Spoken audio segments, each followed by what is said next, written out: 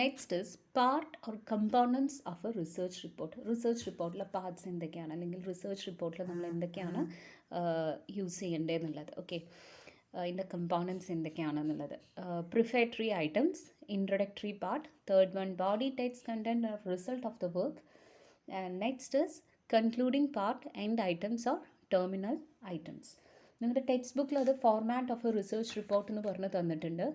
Research റിപ്പോർട്ടിൻ്റെ format എന്തൊക്കെയാണ്. അപ്പോൾ ഫോർമാറ്റ് എന്താണെന്ന് ചോദിച്ചാലും, അല്ലെങ്കിൽ parts of a research report ചോദിച്ചാലും, components of a research report ചോദിച്ചാലും ഒക്കെ സെയിം ആണ്.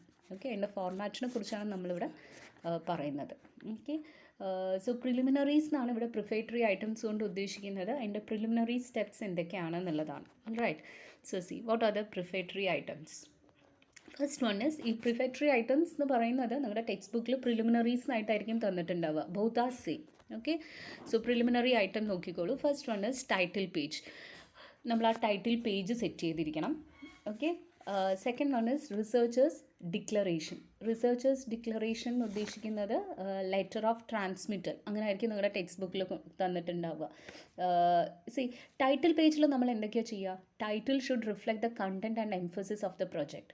ഒരു കണ്ടൻറ്റിൻ്റെ എന്താണ് ആ കണ്ടൻറ്റിൽ റിഫ്ലക്റ്റ് ചെയ്യുന്നത് എന്നുള്ളതാണ് നമ്മൾ ആ ടൈറ്റിൽ കൊടുക്കുക. ഓക്കെ, ആൻഡ് അതെപ്പോഴും വളരെ ഷോർട്ടായിരിക്കണം. It should be as short as possible and include essential keywords. ആവശ്യമുള്ള കീവേഡ്സ് മാത്രമേ യൂസ് ചെയ്യാൻ പാടുള്ളൂ. ഓക്കെ, അപ്പോൾ title of the research report, name of the researcher, name of the person to whom the report was prepared. ഇത്രയും കാര്യങ്ങളാണ് title പേജിൽ വരിക. Title പേജിൽ title of the research report വരും, ആരാണോ റിസർച്ച് ചെയ്യുന്നത്, name of the researcher. So next സെമസ്റ്ററിൽ നിങ്ങൾ ചെയ്യുന്ന സമയത്ത് നിങ്ങളുടെ ടൈറ്റിൽ പേജിൽ ഉണ്ടാവേണ്ടത് എന്താണ്? നിങ്ങളുടെ ഏരിയ ഓഫ് സ്റ്റഡി എന്താണ്? That is the title of the title of the research report. Name of the researcher, നിങ്ങളുടെ പേരാണ്, your name. And name of the person to whom the report was prepared, നിങ്ങളുടെ ഗൈഡിൻ്റെ പേരെന്താണ്. For that person you're submitting your report, right? അപ്പോൾ name of the person to whom the report was submitted. ഇത് ഇത്രയും title പേജിൽ വരും. Second വണ്ണാണ് researchers declaration എന്ന് പറയുന്നത്. ദാറ്റ് ഈസ് ലെറ്റർ ഓഫ് ട്രാൻസ്മിറ്റൽ എന്നും പറയും. അത് ഇൻക്ലൂഡ് ചെയ്യുന്നത് ഫൈനൽ റിപ്പോർട്ടിലാണ് നമ്മളത് വെക്കുക. ഫൈനൽ റിപ്പോർട്ട് നമ്മൾ സബ്മിറ്റ് ചെയ്യുമ്പോഴാണ് ഈ റിസർച്ചേഴ്സിൻ്റെ ഡിക്ലറേഷൻ വെക്കുക. അതിൻ്റെ പേർപ്പസ് എന്താണെന്ന് വെച്ചാൽ to release the report to the recipient. It may include the purpose of conducting study by the researcher, a brief resume of background, scope and general nature of the research upon which the report is being based and acknowledgements.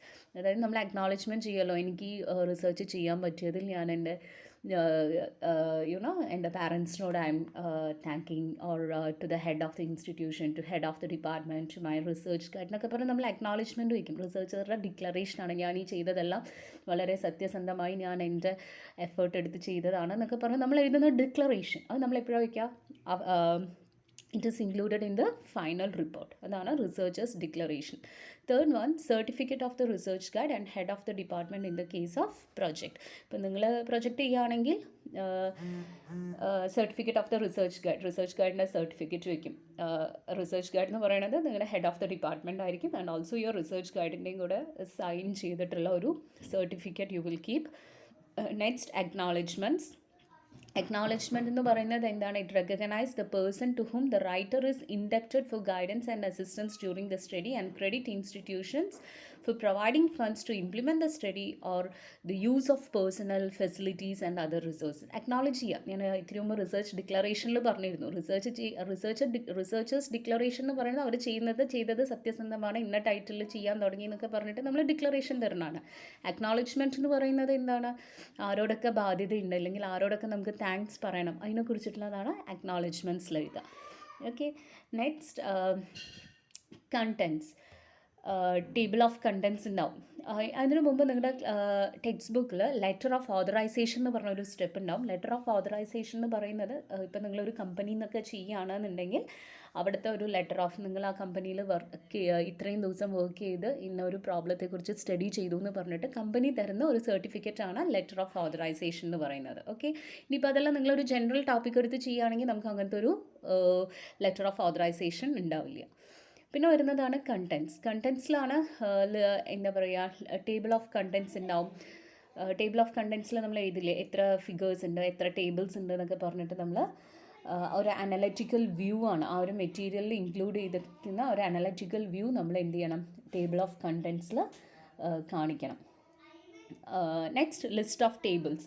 List of ടേബിൾസിൽ ഇപ്പോൾ ഏതെങ്കിലും ഒരു table ഉണ്ടെങ്കിൽ ആ ടേബിളിൻ്റെ heading കൊടുത്തിട്ട് അതിൻ്റെ page നമ്പറും സ്പെസിഫൈ ചെയ്യുക. അങ്ങനെ different numbers are to be assign to each table. Okay, ഓരോ ടേബിൾ 1.1, 1.12, 1.13, അടുത്തത് ചാപ്റ്റർ 2ലാണ് വരണമെന്നുണ്ടെങ്കിൽ 2.1, സെക്കൻഡ് ചാപ്റ്ററിലെ ഫസ്റ്റ് ടേബിൾ എന്ന് പറഞ്ഞിട്ട് നമ്മൾ ആ ഒരു ഫിഗറും അപ്പിയർ ചെയ്ത് അതിൻ്റെ പേജ് നമ്പറൊക്കെ കൊടുക്കുന്നതാണ് ലിസ്റ്റ് ഓഫ് ടേബിൾസിൽ വരിക. അതുപോലെ തന്നെയാണ് ലിസ്റ്റ് ഓഫ് ഫിഗേഴ്സും, എന്തൊക്കെ ഫിഗേഴ്സ് നമ്മൾ കൊടുത്തു എന്നുള്ളത്, അതിൻ്റെ ഫിഗറുടെ പേരും അതുപോലെ തന്നെ പേജ് നമ്പറും. അതും നമ്മൾ ഈ ഫ്രണ്ടിൽ പ്രിഫേറ്ററി ആയിട്ട് പ്രിലിമിനറിയിൽ വെക്കുന്ന കാര്യങ്ങളാണ് അതൊക്കെ. Then list of appendices. Appendix എന്ന് പറയുന്നത് എന്താണ്? നമ്മുടെ ബിബ്ലിയോഗ്രഫി, നമ്മുടെ ക്വസ്റ്റിനെയർ എന്തെങ്കിലും ഉണ്ടെങ്കിൽ, ഇല്ലെങ്കിൽ ആരെങ്കിലും ആയിട്ട് ഇൻ്റർവ്യൂ നടത്തിയിട്ടാണ് ഡാറ്റ അനലൈസ് ചെയ്തിട്ടുണ്ടെങ്കിൽ ആ ഇൻ്റർവ്യൂയുടെ റിപ്പോർട്ട്, അല്ലെങ്കിൽ സർവേ ചെയ്ത് കഴിഞ്ഞാൽ അതിൽ നമ്മൾ എന്ത് ഡാറ്റ കളക്ഷനാണ് യൂസ് ചെയ്ത് അത് വെക്കുക. ക്വസ്റ്റിനെയർ ആണെങ്കിൽ ക്വസ്റ്റിനെയർ വെക്കുക. അതൊക്കെയാണ് അപ്പൻഡിക്സിൽ വെക്കുക.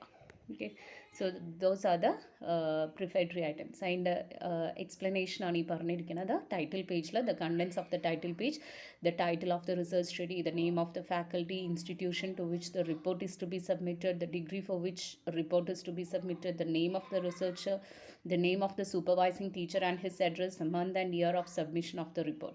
Okay, so these items are centered between the margin of the page and now terminal punctuation is used. നിങ്ങൾ കണ്ടിട്ടുണ്ടാവും ടൈറ്റിൽ പേജിൻ്റെ സെൻറ്ററിലായിട്ടാണ് നമ്മളിതൊക്കെ കൊടുക്കാറുള്ളത്.